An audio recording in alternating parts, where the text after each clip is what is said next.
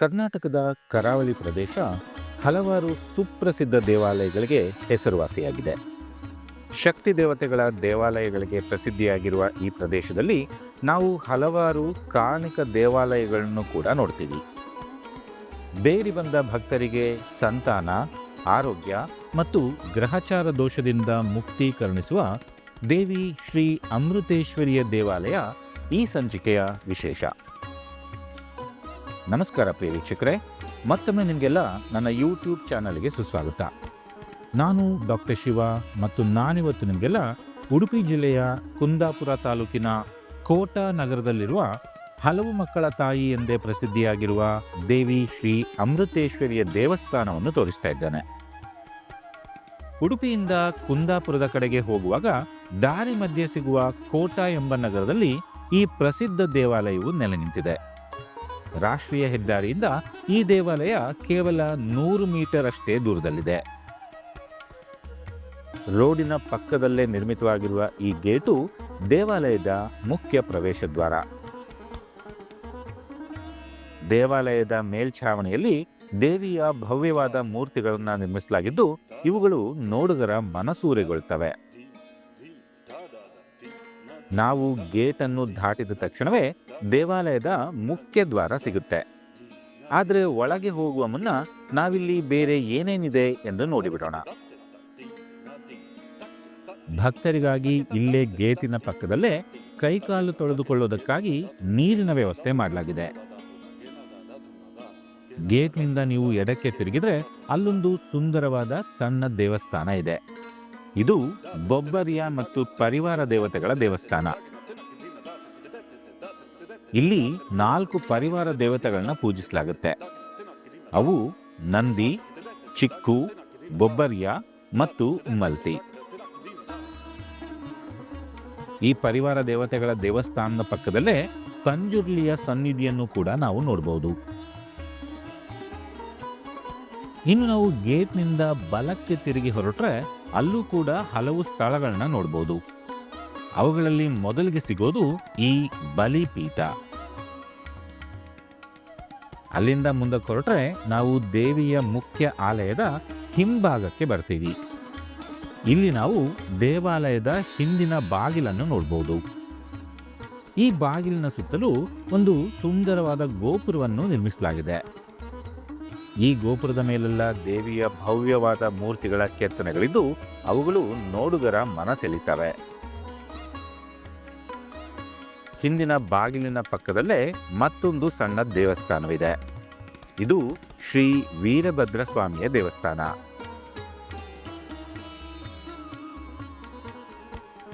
ಅಲ್ಲಿಂದ ವಾಪಸ್ ಬಂದು ದೇವಾಲಯದ ಮುಖ್ಯ ದ್ವಾರವನ್ನು ದಾಟಿ ಬಂದಾಗ ನಾವು ಒಂದು ದೊಡ್ಡ ಆಂಗಣಕ್ಕೆ ಬರ್ತೀವಿ.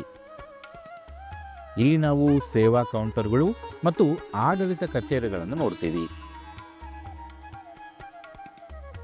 ಇಲ್ಲಿ ದೇವಿಗೆ ಭಕ್ತರು ಅರ್ಪಿಸಬಹುದಾದ ಎಲ್ಲ ಸೇವೆಗಳ ವಿವರಗಳನ್ನ ನೀಡಲಾಗಿದೆ. ಸೇವಾ ಕೌಂಟರ್ನ ಪಕ್ಕದಲ್ಲಿರುವ ಈ ಬಾಗಿಲಿನ ಮೂಲಕ ನಡೆದು ಬಂದರೆ ನಾವು ಶ್ರೀ ಅಮೃತೇಶ್ವರಿ ಸಭಾಭವನಕ್ಕೆ ಬರ್ತೀವಿ. ದೇವಾಲಯದಲ್ಲಿ ನಡೆಯುವ ವಿಶೇಷ ಕಾರ್ಯಕ್ರಮಗಳನ್ನ ಸಾಮಾನ್ಯವಾಗಿ ಇಲ್ಲಿ ನಡೆಸಲಾಗುತ್ತೆ. ಈ ದೇವಾಲಯದಲ್ಲಿ ಪ್ರತಿ ಶುಕ್ರವಾರದ ಮಧ್ಯಾಹ್ನದಂದು ಭಕ್ತರಿಗೆ ಭೋಜನ ಪ್ರಸಾದವನ್ನು ನೀಡಲಾಗುತ್ತೆ.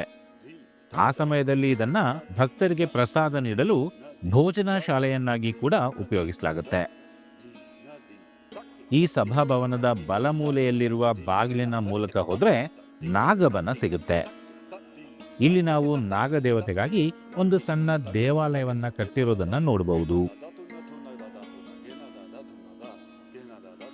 ಇನ್ನು ಸಭಾಭವನದ ಎಡಮೂಲೆಯಲ್ಲಿರುವ ಬಾಗಿಲಿನ ಮೂಲಕ ಹೋದ್ರೆ ಇಲ್ಲಿನ ವಸತಿ ಗೃಹ ಸಿಗುತ್ತೆ. ನಿಮಗೆ ದೇವಾಲಯಕ್ಕೆ ಭೇಟಿ ಕೊಟ್ಟು ಇಲ್ಲೇ ಉಳಿದುಕೊಳ್ಳುವ ಯೋಚನೆ ಇದ್ರೆ ದೇವಾಲಯದ ಆಫೀಸಿಗೆ ಫೋನ್ ಮಾಡಿ ಇಲ್ಲಿ ರೂಮ್ ಬುಕ್ ಮಾಡಿಕೊಳ್ಬಹುದು. ನಾವಿಲ್ಲಿ ದೇವಾಲಯದ ಅಡಿಗೆ ಮನೆಯನ್ನು ಕೂಡ ನೋಡ್ತೀವಿ. ಸಭಾಭವನದಿಂದ ನಾವು ವಾಪಸ್ಸು ಸೇವಾ ಕೌಂಟರ್ಗಳು ಇದ್ದ ಅಂಗಣಕ್ಕೆ ಬಂದ್ರೆ ನಮ್ಮ ಮುಂದೆಯೇ ದೇವಿ ಅಮೃತೇಶ್ವರಿಯ ಭವ್ಯ ದೇವಾಲಯ ಕಾಣಿಸುತ್ತೆ. ಇಲ್ಲೂ ಕೂಡ ನಾವು ದೇವಾಲಯದ ಮುಂಭಾಗದ ಮೇಲ್ಛಾವಣಿಯಲ್ಲಿ ಹಲವಾರು ದೇವತೆಗಳ ಸುಂದರ ವಿಗ್ರಹಗಳ ಜೊತೆಗೆ ದೇವಿ ಅಮೃತೇಶ್ವರಿಯ ಭವ್ಯವಾದ ವಿಗ್ರಹವನ್ನು ಕೂಡ ನೋಡಬಹುದು. ದೇವಾಲಯದ ಎದುರಿಗೆ ಸರಿಯಾಗಿ ವಾಹನ ಸ್ತಂಭವನ್ನು ನಿರ್ಮಿಸಲಾಗಿದೆ. ಸುಮಾರು 450 ವರ್ಷಗಳಷ್ಟು ಇತಿಹಾಸವಿರುವ ಈ ದೇವಾಲಯದ ಮುಖ್ಯ ಪ್ರಾಂಗಣವನ್ನು ಹಲವಾರು ಸುಂದರವಾದ ಕಲ್ಲಿನ ಕಂಬಗಳಿಂದ ಅಲಂಕರಿಸಲಾಗಿದೆ. ಈ ಕಲ್ಲಿನ ಕಂಬಗಳು ಈ ಪ್ರಾಂಗಣಕ್ಕೆ ವಿಶೇಷವಾದ ಆಕರ್ಷಣೆಯನ್ನು ಮೂಡಿಸ್ತವೆ. ಈ ಪ್ರಾಂಗಣದ ಬಲ ಮೂಲೆಯಲ್ಲಿ ದೇವಿ ಶ್ರೀ ರಕ್ತೇಶ್ವರಿಯ ಸನ್ನಿಧಿ ಇದೆ. ದೇವಿ ರಕ್ತೇಶ್ವರಿಯು ಈ ಕ್ಷೇತ್ರದ ಕ್ಷೇತ್ರಪಾಲಿನಿ. ಪ್ರತಿ ತಿಂಗಳಿನ ಸಂಕ್ರಮಣದಂದು ದೇವಿ ರಕ್ತೇಶ್ವರಿಗೆ ವಿಶೇಷವಾದ ಪೂಜೆಯನ್ನು ನಡೆಸಲಾಗುತ್ತೆ. ದೇವಾಲಯದ ಬಾಗಿಲ ಮುಂಭಾಗದಲ್ಲೇ ಒಂದು ದೊಡ್ಡ ದೀಪವನ್ನು ಇಡಲಾಗಿದೆ. ಇಲ್ಲಿಗೆ ಬರುವ ಭಕ್ತರು ಹರಕೆ ಕಟ್ಟಿಕೊಂಡು ಈ ದೀಪಕ್ಕೆ ಎಣ್ಣೆ ಹಾಕುವುದು ಇಲ್ಲಿ ನಡೆದು ಬಂದಿರುವಂತಹ ಒಂದು ಪದ್ಧತಿ. ವೀಕ್ಷಕರೇ, ನಾವೀಗ ಶ್ರೀ ಅಮೃತೇಶ್ವರಿ ದೇವಿಯ ದೇವಸ್ಥಾನದ ಮುಖ್ಯ ಬಾಗಿಲ ಬಳಿ ಇದ್ದೇವೆ. ಈ ಮುಖ್ಯ ಬಾಗಿಲನ್ನು ದಾಟಿ ಮುಂದೆ ಬಂದರೆ ನಮ್ಮ ಮುಂದೆಯೇ ದೇವಿ ಅಮೃತೇಶ್ವರಿಯ ಭವ್ಯವಾದ ಗರ್ಭಗುಡಿ ಕಾಣಿಸುತ್ತೆ. ಸುಮಾರು 4 ಶತಮಾನಗಳಿಗೂ ಹೆಚ್ಚು ಇತಿಹಾಸವಿರುವ ಈ ಭವ್ಯ ದೇವಾಲಯವನ್ನು ಈ ಪ್ರದೇಶದಲ್ಲಿ ಸಾಮಾನ್ಯವಾಗಿ ಕಾಣಬರುವ ಕೇರಳ ಶೈಲಿಯ ವಾಸ್ತುಶಿಲ್ಪವನ್ನು ಆಧರಿಸಿ ನಿರ್ಮಿಸಲಾಗಿದೆ. ದೇವಾಲಯದ ಮುಂಭಾಗವನ್ನು ಸಂಪೂರ್ಣವಾಗಿ ಬೆಳ್ಳಿಯ ಹಾಳೆಗಳಿಂದ ಹೊದಿಸಲಾಗಿದ್ದು, ಇದರ ಮೇಲೆ ಬೆಳಕು ಬಿದ್ದಾಗ ಇಡೀ ದೇವಾಲಯವೇ ವಜ್ರದಂತೆ ಹೊಳೆಯುತ್ತೆ. ಇವೆಲ್ಲದರ ಮಧ್ಯದಲ್ಲಿ ದೇವಿ ಶ್ರೀ ಅಮೃತೇಶ್ವರಿಯು ಸಾತ್ವಿಕ ರೂಪಿಣಿಯಾಗಿ ಭಕ್ತರಿಗೆ ದರ್ಶನ ನೀಡ್ತಾ ಇದ್ದಾಳೆ. ದೇವಿಯ ಹಲವಾರು ಪವಾಡಗಳ ಬಗ್ಗೆ ತಿಳ್ಕೊಳ್ಳುವ ಮುನ್ನ ನಾವು ಈ ಕ್ಷೇತ್ರದ ಇತಿಹಾಸವನ್ನು ತಿಳ್ಕೊಳ್ಳೋಣ. ಇಲ್ಲಿನ ಇತಿಹಾಸ ರಾಮಾಯಣಕ್ಕೆ ತಳುಕು ಹಾಕೊಂಡಿದೆ. ರಾವಣನಿಗೆ ಖರ ಎನ್ನುವ ಒಬ್ಬ ಬಂಧು ಇರ್ತಾನೆ. ಅವನು ರಾವಣನ ಆಜ್ಞೆಯಂತೆ ತನ್ನ ಹೆಂಡತಿ ಕುಂಭಮುಖಿಯೊಂದಿಗೆ ಲಂಕೆಯ ಉತ್ತರಕ್ಕಿರುವ ದಂಡಕಾರಣ್ಯವನ್ನು ನೋಡಿಕೊಳ್ತಾ ಇರ್ತಾನೆ. ಈ ಖರ ರಾಕ್ಷಸ ವಂಶದವನಾಗಿದ್ರೂ ಕೂಡ ರಾವಣನಂತೆ ಈಶ್ವರನ ಪರಮ ಭಕ್ತನಾಗಿರ್ತಾನೆ. ಅವನಂತೆಯೇ ಅವನ ಹೆಂಡತಿಯಾದ ಕುಂಭಮುಖಿಯು ಕೂಡ ಈಶ್ವರನ ಭಕ್ತಳಾಗಿರ್ತಾಳೆ. ಒಮ್ಮೆ ಕುಂಭಮುಖಿಯು ರಾವಣನ ತಂಗಿಯಾದ ಶೂರ್ಪನಖಿಯೊಂದಿಗೆ ವನವಿಹಾರ ಮಾಡ್ತಾ ಇರ್ತಾಳೆ. ಹೀಗೆ ವನವಿಹಾರ ಮಾಡ್ತಾ ಇರುವಾಗ ಅವರಿಬ್ಬರು ಬೇರೆಯಾಗ್ತಾರೆ. ಅದೇ ಸಮಯದಲ್ಲಿ ಏಕಮುಖಿ ಮಹರ್ಷಿಗಳ ಪತ್ನಿಯಾದ ಅತಿಪ್ರಭೆಯು ತನ್ನ ಪತಿಯ ನಿಧನದ ನಂತರ ವಯಸ್ಸಿನ ಮಗನಾದ ಬಹುಶ್ರುತನೊಂದಿಗೆ ಕಾಶಿಗೆ ತೀರ್ಥಯಾತ್ರೆ ಹೊರಟಿರ್ತಾಳೆ. ಆಗ ಬಹುಶ್ರುತನನ್ನು ಕಂಡು ಶೂರ್ಪನಖಿಗೆ ಮೋಹವಾಗುತ್ತೆ. ಶೂರ್ಪನಖಿ ಸುಂದರವಾದ ಕನ್ಯೆಯ ರೂಪದಲ್ಲಿ ಬಂದು ಬಹುಶ್ರುತನಿಗೆ ತನ್ನನ್ನು ಮದುವೆಯಾಗು ಎಂದು ಒತ್ತಾಯ ಮಾಡ್ತಾಳೆ. ಅದಕ್ಕೆ ಋಷಿ ಪುತ್ರನಾದ ಬಹುಶ್ರುತನು ಒಪ್ಪದಿದ್ದಾಗ ಕೋಪದಿಂದ ಅವನನ್ನು ಸಾಯಿಸಿ ಅಲ್ಲಿಂದ ಓಡಿ ಹೋಗ್ತಾಳೆ. ಬಹುಶ್ರುತನ ಆರ್ತನಾದ ಕೇಳಿ ಕುಂಭಮುಖಿ ಅಲ್ಲಿಗೆ ಓಡಿ ಬಂದು ಬಹುಶ್ರುತನ ದೇಹವನ್ನು ನೋಡಿ ಚಕಿತಳಾಗಿ ಅಲ್ಲಿಯೇ ನಿಂತು ಬಿಡ್ತಾಳೆ. ಅದೇ ಸಮಯಕ್ಕೆ ಅಲ್ಲಿಗೆ ಬಹುಶ್ರುತನ ತಾಯಿ ಅತಿಪ್ರಭೆ ಬರ್ತಾಳೆ. ತನ್ನ ಮಗನ ದೇಹವನ್ನು ನೋಡಿ ಕುಂಭಮುಖಿ ಅವನನ್ನು ಕೊಂದಿದ್ದಾಳೆ ಎಂದು ತಿಳಿದು, ನನ್ನ ಮಗನನ್ನು ಕೊಂದ ನಿನಗೆ ಎಂದಿಗೂ ಮಕ್ಕಳು ಆಗದೇ ಇರಲಿ ಎಂದು ಶಾಪ ಕೊಟ್ಟು ಬಿಡ್ತಾಳೆ. ಆಮೇಲೆ ಕುಂಭಮುಖಿಯು ನಡೆದದ್ದನ್ನೆಲ್ಲ ಅತಿಪ್ರಭೆಗೆ ವಿವರಿಸಿದ ಮೇಲೆ ಅವಳು ಶೂರ್ಪನಖಿಗೆ, ನಿನಗೆ ಯಾರ ಮೇಲೆ ಮೋಹವಾಗುತ್ತೋ ಅವರಿಂದಲೇ ಇಡೀ ನಿನ್ನ ವಂಶವೇ ನಿರ್ವಂಶವಾಗಿ ಹೋಗಲಿ ಎಂದು ಶಾಪ ಕೊಟ್ಟು ಅಲ್ಲಿಯೇ ಇದ್ದ ಪ್ರಪಾತಕ್ಕೆ ಹಾರಿ ತನ್ನ ಪ್ರಾಣ ಬಿಟ್ಟು ಬಿಡ್ತಾಳೆ. ಕುಂಭಮುಖಿಯು ತನ್ನ ಪತಿ ಖರನಿಗೆ ನಡೆದದ್ದನ್ನು ಹೇಳಿದಾಗ ಅವರಿಬ್ಬರು ಶಾಪ ವಿಮೋಚನೆಗಾಗಿ ಶುಕ್ರಾಚಾರ್ಯರ ಮೊರೆ ಹೋಗ್ತಾರೆ. ಆಗ ಶುಕ್ರಾಚಾರ್ಯರು ಖರನಿಗೆ ಮಾಯಾಸುರನಿಂದ ನಿರ್ಮಿತವಾದ ಜ್ಯೇಷ್ಠ ಲಿಂಗವನ್ನು ತಂದು 1 ವರ್ಷ ಪರ್ಯಂತ ದೀಕ್ಷಿತನಾಗಿ ಆ ಲಿಂಗವನ್ನು ಪೂಜಿಸಬೇಕೆಂದು, ಹಾಗೆ ಕುಂಭಮುಖಿಯು ಜಗದಾಂಬೆಯಾದ ದೇವಿ ಅಮೃತೇಶ್ವರಿಯನ್ನು ನಿಷ್ಠೆಯಿಂದ ಪೂಜಿಸಬೇಕು ಎಂದು ತಿಳಿಸ್ತಾರೆ. ಶುಕ್ರಾಚಾರ್ಯರ ಸಲಹೆಯಂತೆ ದಂಪತಿಗಳಿಬ್ಬರು ಅತ್ಯಂತ ಶ್ರದ್ಧೆಯಿಂದ ಪರಮೇಶ್ವರನನ್ನು ಪೂಜಿಸ್ತಾರೆ. ಅವರ ಭಕ್ತಿಗೆ ಒಲಿದ್ದ ಶಿವಪರಮಾತ್ಮನು ಖರನ ಮುಂದೆ ಪ್ರತ್ಯಕ್ಷನಾಗಿ ಮುಂದೊಂದು ದಿನ ಶ್ರೀರಾಮನು ಈ ಕಾಡಿಗೆ ಬಂದಾಗ ಅವನೊಡನೆ ಯುದ್ಧ ಮಾಡಿ ನೀನು ಮುಕ್ತಿ ಹೊಂದು ಎಂದು ಆಶೀರ್ವದಿಸ್ತಾನೆ. ಅದೇ ರೀತಿ ದೇವಿ ಅಮೃತೇಶ್ವರಿಯು ಕುಂಭಮುಖಿಯ ಮುಂದೆ ಪ್ರತ್ಯಕ್ಷರಾಗಿ ಏನು ವರ ಬೇಕು ಎಂದು ಕೇಳಿದಾಗ ಅವಳು ಸಂತೋಷದಿಂದ ಮತ್ತು ಅತಿಪ್ರಭೆಯ ಶಾಪದ ಪರಿಣಾಮದಿಂದ, ದೇವಿ ನೀನು ನಿತ್ಯ ಯೌವನೆಯಾಗಿ ಶಿವನಂತಹ ಪುತ್ರನನ್ನು ಬಹಳ ಕಾಲದವರೆಗೂ ಪಡೆ ಎಂದು ಕೇಳಿಕೊಳ್ತಾಳೆ. ಅದಕ್ಕೆ ಅಮೃತೇಶ್ವರಿ ದೇವಿಯು, ಕುಂಭಮುಖಿ, ನೀನು ತನಗೆ ಮಕ್ಕಳನ್ನು ಕೊಡು ಎಂದು ಕೇಳುವ ಬದಲು ನನಗೆ ಮಕ್ಕಳನ್ನು ಪಡಿ ಎಂದು ಕೇಳಿದ್ದೀಯಾ. ಆದರೂ ಚಿಂತಿಸಬೇಡ, ಮುಂದೊಂದು ದಿನ ಶ್ರೀರಾಮನ ಜೊತೆ ಯುದ್ಧ ಮಾಡಿ ನಿನ್ನ ಪತಿಯು ಮುಕ್ತಿ ಹೊಂದುವಾಗ ನೀನು ಕೂಡ ನನ್ನಲ್ಲಿ ಐಕ್ಯವಾಗುವೆ. ಅನಂತರ ಈ ಸ್ಥಳದಲ್ಲಿ ಶಿವಲಿಂಗ ಸದೃಶವಾದ ಲಿಂಗಗಳು ಉತ್ಪತ್ತಿಯಾಗ್ತವೆ. ಅವರನ್ನೇ ನಿನ್ನ ಮಕ್ಕಳೆಂದು ತಿಳಿ. ಹಾಗೆ ನಾನು ಹಲವು ಮಕ್ಕಳ ತಾಯಿ ಎಂಬ ನಾಮಾಂಕಿತದಿಂದ ಇಲ್ಲಿಯೇ ನೆಲೆಸಿ ಭಕ್ತರನ್ನ ಅನುಗ್ರಹಿಸ್ತೇನೆ ಎಂದು ಹೇಳಿ ಅಂತರ್ಧಾನವಾಗ್ತಾಳೆ. ದೇವಿಯ ಮಾತಿನಂತೆ ಎಲ್ಲವೂ ನಡೆದು ನಾವಿಂದು ಇಲ್ಲಿ ಈ ಅದ್ಭುತವಾದ ದೇವಾಲಯವನ್ನು ನೋಡುವ ಭಾಗ್ಯ ಸಿಕ್ಕಿದೆ. ದೇವಿಯ ಗರ್ಭಗುಡಿಯ ಸುತ್ತಲೂ ಪ್ರತಿ 3 ವರ್ಷಕ್ಕೊಮ್ಮೆ ದೇವಿಯ ಮಕ್ಕಳ ರೂಪದಲ್ಲಿ ಲಿಂಗಗಳು ಉತ್ಪತ್ತಿಯಾಗ್ತವೆ. ಈ ಲಿಂಗಗಳನ್ನು ದೇವಿ ಅಮೃತೇಶ್ವರಿಯ ಮಕ್ಕಳು ಎಂದು ಇಲ್ಲಿ ಪೂಜಿಸಲಾಗುತ್ತೆ. ಇವುಗಳ ವಿಶೇಷವೇನು ಅಂದರೆ, ಇಲ್ಲಿ ಎಷ್ಟು ಲಿಂಗಗಳಿವೆ ಅಂತ ಸರಿಯಾಗಿ ಲೆಕ್ಕ ಹಾಕೋಕೆ ಇನ್ನೂ ಆಗಿಲ್ಲ. ಯಾರೇ ಲೆಕ್ಕ ಮಾಡಿದ್ರೂ ಒಬ್ಬೊಬ್ಬರಿಗೆ ಒಂದೊಂದು ಲೆಕ್ಕ ಬರ್ತಾ ಇರೋದ್ರಿಂದ ಸರಿಯಾದ ಲೆಕ್ಕ ಇನ್ನೂ ಸಿಕ್ಕಿಲ್ಲ ಎಂದು ಹೇಳಲಾಗುತ್ತೆ. ಸಂತಾನ ಭಾಗ್ಯ ಇಚ್ಛಿಸುವ ದಂಪತಿಗಳು ಇಲ್ಲಿಗೆ ಬಂದು ದೇವಿ ಅಮೃತೇಶ್ವರಿಯನ್ನು ಶ್ರದ್ಧೆಯಿಂದ ಪೂಜಿಸಿ ಸಂತಾನ ಭಾಗ್ಯ ಸೇವೆಯನ್ನು ಸಲ್ಲಿಸುವ ಮೂಲಕ ಮಕ್ಕಳನ್ನು ಹೊಂದುತ್ತಾರೆ ಎಂದು ಇಲ್ಲಿನ ಜನರು ಪ್ರಬಲವಾಗಿ ನಂಬ್ತಾರೆ. ಇಲ್ಲಿ ತಾಯಿ ಅಮೃತೇಶ್ವರಿಯ ಮಕ್ಕಳಾದ ಲಿಂಗಗಳ ಸೇವೆಗಳನ್ನು ಮಾಡಿದರೆ ದೇವಿಯು ಪ್ರತಿಫಲವಾಗಿ ಸಂತಾನ ಭಾಗ್ಯ ನೀಡ್ತಾಳೆ ಎನ್ನುವ ನಂಬಿಕೆ ಇದೆ. ಇದಕ್ಕಾಗಿ ಇಲ್ಲಿ ಹಲವಾರು ಹರಕೆ ಸೇವೆಗಳನ್ನ ನಡೆಸಲಾಗುತ್ತೆ. ಅದರಲ್ಲಿ ಮುಖ್ಯವಾದವು ಸಂತಾನ ಭಾಗ್ಯ ಸೇವೆ, ಎಣ್ಣೆ ಸೇವೆ ಮತ್ತು ಉರುಳಿ ಸೇವೆ. ಎಣ್ಣೆ ಸೇವೆ ಅಂದರೆ ತಾಯಿಯ ಮಕ್ಕಳಾದ ಲಿಂಗಗಳಿಗೆ ಎಣ್ಣೆಯನ್ನು ಸವರುವ ಸೇವೆ. ಇಲ್ಲಿನ ಅರ್ಚಕರು ಹೇಳುವ ಪ್ರಕಾರ ಎಣ್ಣೆ ಸೇವೆ ಮಾಡುವುದರಿಂದ ಗ್ರಹಚಾರ, ಆರೋಗ್ಯ ಸಮಸ್ಯೆಗಳು, ಚರ್ಮರೋಗ ಸಮಸ್ಯೆಗಳು ಮತ್ತು ಮೈಮೇಲಿನ ಕಲೆಗಳು ಕೂಡ ಮಾಯವಾಗ್ತವೆ. ಈ ಯಾವುದೇ ಸಮಸ್ಯೆಗಳಿದ್ದರೆ ಇಲ್ಲಿಗೆ ಬಂದು ತಾಯಿಯ ಮಕ್ಕಳಾದ ಲಿಂಗಗಳಿಗೆ ಎಣ್ಣೆಯನ್ನು ಹಚ್ಚುವ ಮೂಲಕ ನೀವು ಆ ತೊಂದರೆಗಳಿಂದ ಪಾರಾಗಬಹುದು. ಇನ್ನು ಉರುಳಿ ಸೇವೆ ನಾನು ಕಂಡಂತೆ ಇನ್ಯಾವ ಕ್ಷೇತ್ರದಲ್ಲೂ ನಡೆಯೋದಿಲ್ಲ. ಇದನ್ನು ಕೂಡ ಗ್ರಹಚಾರ, ಲೋಪದೋಷ, ಮಾಟ ಮಂತ್ರ, ಆರೋಗ್ಯ ಸಮಸ್ಯೆಗಳಿದ್ರೆ ನಡೆಸಬಹುದು. ಈ ದೇವಾಲಯದಲ್ಲಿ ಪ್ರತಿ ತಿಂಗಳ ಸಂಕ್ರಮಣ ದಿನದಂದು ನೀವು ಸೇವೆ ಮಾಡಿದ ಉರುಳಿಯಿಂದ ರಕ್ತೇಶ್ವರಿ ದೇವಿಗೆ ಅನ್ನಪ್ರಸಾದವನ್ನು ಮಾಡಿ ಬಡಿಸಲಾಗುತ್ತೆ. ಹೀಗೆ ಮಾಡಿದರೆ ಎಲ್ಲ ತೊಂದರೆಗಳು ನಿವಾರಣೆಯಾಗ್ತವೆ ಎಂದು ಹೇಳಲಾಗುತ್ತೆ. ಸಣ್ಣ ಮಕ್ಕಳಿಗೆ ಹೇಗೆ ತಾಯಿಯ ಹಾಲು ತಂಪು ನೀಡುತ್ತೋ ಹಾಗೆ ಈ ಲಿಂಗಗಳ ಮೇಲೆ ಎಣ್ಣೆಯನ್ನು ಹಚ್ಚಿ ಉರುಳಿಯನ್ನು ಹಾಕಿದರೆ ದೇವಿಯ ಮಕ್ಕಳಿಗೂ ತಂಪಾಗುತ್ತೆ ಎಂದು ಹೇಳಲಾಗುತ್ತೆ. ಹಾಗೆ ತನ್ನ ಮಕ್ಕಳನ್ನು ತಂಪು ಮಾಡಿ ಹರಕೆ ಕಟ್ಟಿಕೊಂಡ್ರೆ ತಾಯಿಯು ಸಂತಾನ ಭಾಗ್ಯ ನೀಡುವ ಮೂಲಕ ಆಶೀರ್ವದಿಸ್ತಾಳೆ ಎಂದು ಹೇಳಲಾಗುತ್ತೆ. ಇದರ ಪುರಾವೆಯಾಗಿ ಇಲ್ಲಿನ ಅರ್ಚಕರು ಹಲವಾರು ನಿದರ್ಶನಗಳನ್ನ ಕಂಡಿದ್ದಾಗಿ ಹೇಳ್ತಾರೆ. ಮದುವೆಯಾಗಿ 22 ವರ್ಷವಾದರೂ ಸಂತಾನವಾಗದೇ ಇರುವ ದಂಪತಿಗಳು ದೇವಿಯನ್ನು ಭಕ್ತಿಯಿಂದ ಪೂಜಿಸಿ ಹರಕೆ ಕಟ್ಟಿಕೊಂಡ ನಂತರ ಮಕ್ಕಳಾಗಿದ್ದಾಗಿ ಹೇಳ್ತಾರೆ.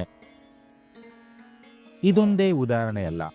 ದೇವಿಯ ಕೃಪೆಗೆ ಪಾತ್ರರಾಗಿರುವ ಅನೇಕ ದಂಪತಿಗಳು ಮಕ್ಕಳಾದ ನಂತರ ದೇವಾಲಯಕ್ಕೆ ವಾಪಸ್ಸು ಬಂದು ತುಲಾಭಾರ ಸೇವೆ ಸಲ್ಲಿಸುವ ಮೂಲಕ ದೇವಿಗೆ ಕೃತಜ್ಞತೆಗಳನ್ನ ಅರ್ಪಿಸ್ತಾರೆ.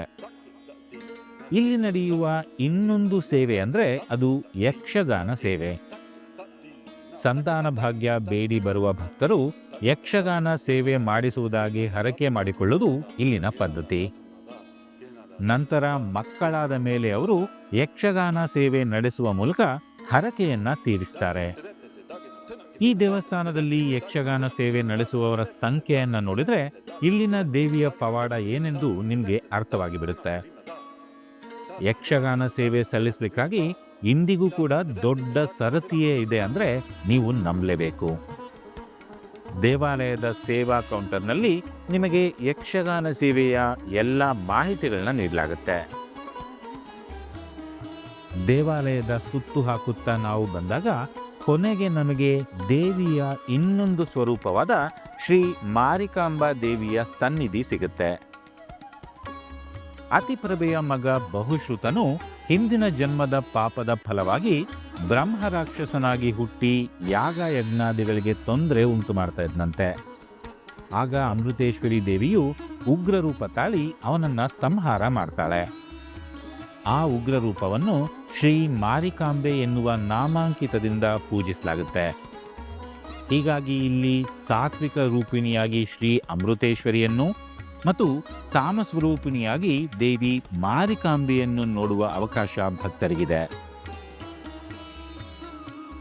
ಇಲ್ಲಿ ದೇವಿಗೆ ತ್ರಿಕಾಲ ಪೂಜೆಯನ್ನು ನಡೆಸಲಾಗುತ್ತೆ.